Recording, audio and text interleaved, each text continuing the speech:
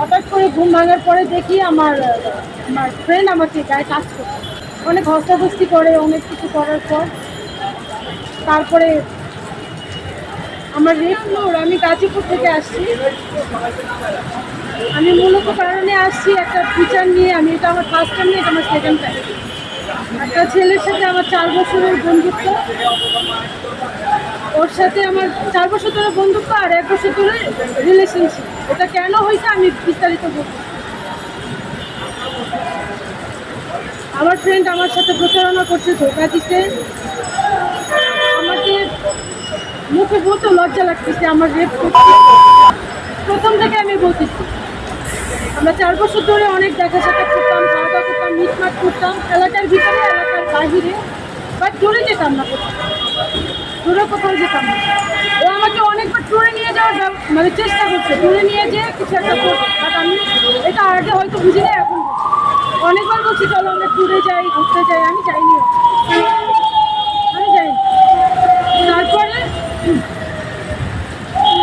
3 তারিখে, অক্টোবর মাসে 3 তারিখে গত বছরে ও টিকিট কাটে আমাকে নিয়ে কক্সে যাবে, আমি যাইনি। ও যেহেতু একা, আমি ওর সাথে যাই। পরে ও প্ল্যানিং করে বলে যে আমার অফিসের কলিগটা যাচ্ছে অফিস ট্যুরেটা কক্সবাজারে, তো চলো যাই। যেহেতু অফিসের ট্যুর যাওয়াই যায়, অনেক লোক থাকবে, তো অনেক লোক থাকবে, ছেলেরা একসাথে মেয়ে দেয় একসাথে, এখানে তাহলে গেলে ঝামেলা নেই, তুমি বিশ্বাস করতে পারো। তো আমি ওর সাথে গেলাম। যখন আবদুল্লাহপুরে যাই, যাওয়ার পরে আমি বাসটা জিজ্ঞেস করি, অফিসের বাসটা কোথায়, অফিসের কলিগগুলো কোথায়। পরে বলতেছে তোমাকে নিয়ে অফিসের বাসে কীভাবে যায়, তো ওরা তো চলে গেছে, আমরা কাউন্টার বাসে, আমি আমার কলিগ আছে বাদি আছে একজন, তা আমরা কাউন্টার বাসে করে চলে গেছি, কিন্তু অফিসে যাওয়া হয়েছে। পরে কাউন্টারে টিকিট কাটলো, আগেই হয়তো কাটছে, আমি তো খেয়াল করি নাই। পরে কাউন্টারে করি, কাউন্টার বাসে আমরা কক্সবাজারে গেলাম। যাওয়ার পর ওখানে নামার পর খাওয়া দাওয়া করি, ফ্রেশ হই, রেস্ট নিয়ে একটা হোটেলে উঠি। ওঠার পরে আমি আর দাদি এক রুমেই ছিলাম, ও আর ওর কলিগ ফ্রেন্ড এক রুমে। তো আমরা সারা জার্নি করে গেছি, অনেক টায়ার্ড ছিলাম, তো ঘুমাই গেছি। হঠাৎ করে আমার ঘুমটা ভেঙে গেছে। হঠাৎ করে ঘুম ভাঙার পরে দেখি আমার ফ্রেন্ড আমাকে গায়ে টাচ করছে। পরে আমার ঘুম ভাঙে যাওয়ার পর আমি বলতেছি যে এটা ঠিক না, অনেক হস্তাবস্তি করে, অনেক কিছু করার পর তারপরে আমার রেপ করে। আমি বলছি এটা ঠিক না, আমাকে যেহেতু রেপ করতো, আমি ঢাকায় যদি যাই আমি সত্যি মামলা দিই। পরে বলতেছে 4 বছর ধরে তোমার সাথে আমার সম্পর্ক, তুমি তো আমার চিনো বুঝো, তাহলে এখানে মামলার কেন আসবে, তুমি আর কিছুদিন আমাকে সময় দাও, আমরা বিয়ে করে ফেলি, যেহেতু আমার ওয়াইফ নাই আর তুমিও যেহেতু সিঙ্গেল আছো, তাহলে আমরা বিয়ে করলে তো সমস্যা নেই। আমি তো তোমাকে গত 4 বছর ধরেই তোমাকে দেখতেছি, চিনতেছি, বুঝতেছি, তো বিয়ে করলে সমস্যা নেই। পরে আমি যখন দেখলাম যে হ্যাঁ আমিও সিঙ্গেল আছি, যেহেতু একটা জিনিস হয়ে গেছে, তাহলে বিয়ে করলে তো প্রবলেম নেই, তাহলে বিয়ে করে। পরে ঢাকায় আসার পরে আমি বললাম কবে বিয়ে করবে, বলে আমি যে বাসায় থাকি, গত 4 বছর ধরে আমি এই বাসায় থাকি, এই বাসায় থাকাতে এখন এখানে আমি বিয়ে করে বউ উঠাইতে পারতেছি। আমি আলাদা একটা বাসা নিয়ে নিই, ফ্যামিলি বাসা, সেখানে তোমাকে 2 দিন পর পর এই বাসায় আমাকে ডাকে, 2 দিন পর পর আমাকে বাসায় ডাকে, আমি যাই।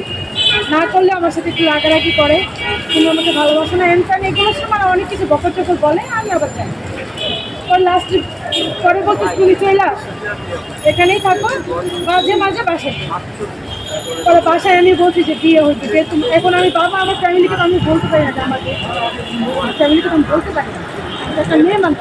আমার এটা জানার পর আমার ফ্যামিলিকে আসতে থাকবে, আপনারাই বলে আমার বাবা মা যদি জানে তার মেয়ে এগুলো হয়েছে, সেই বাবা মা কিন্তু আত্মহত্যা করতে, হয়তো আমি করতে পারিনি, আমি স্ট্রং দেখে আমি করতে পারিনি। আমার বাবা মা যদি করতো, তারা কিন্তু আত্মহত্যা করতে, কিন্তু তার মানুষ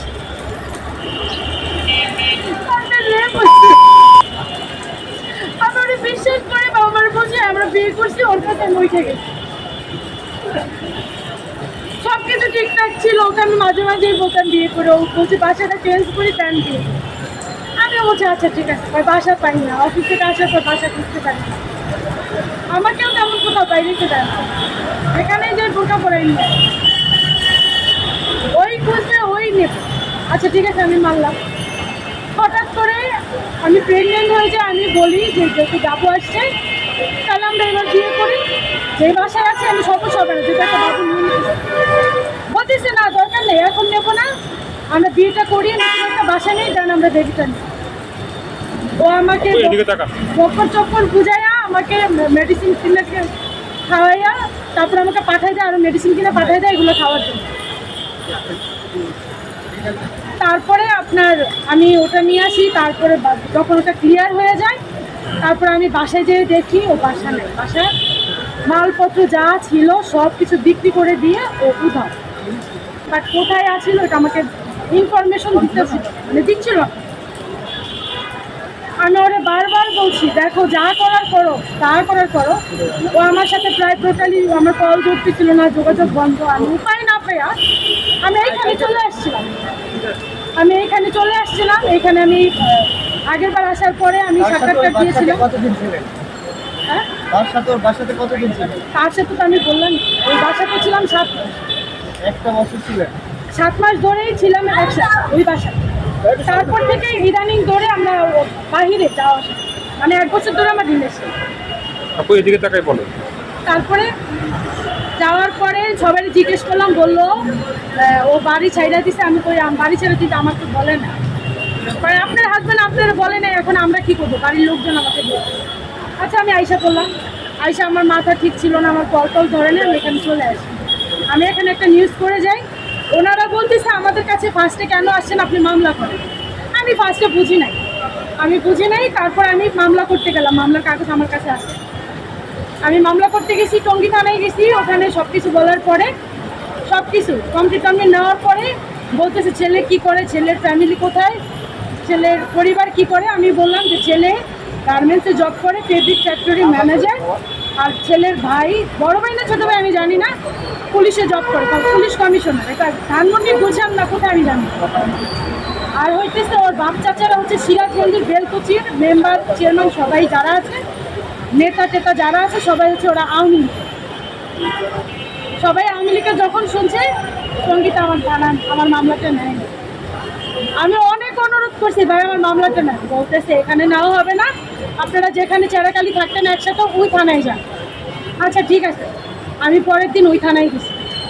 যাওয়ার পর সব কিছু শোনার পর একই সেম কথা, ছেলে কি করে।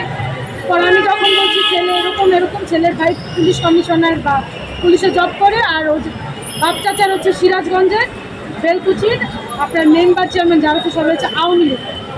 এই কথা শোনার পর তারাও আমার মামলাটা নেয় নাই, বলছে দেশে যান, দেশে যে আপনার মীমাংসা করেন, এখানে যেহেতু ওরা নেতা টেতা আছে এখানে আপনার আমরা কিছুই করতে পারবো না, যদিও দড়ি ছাইড়া দিতে হবে। আমি বারবার অনুরোধ করছি ভাই আমার মামলাটা অন্তত নেন নাই। আমি থানায় গেছি, ছোট্ট একটা ভিডিও করে রাখছিলাম।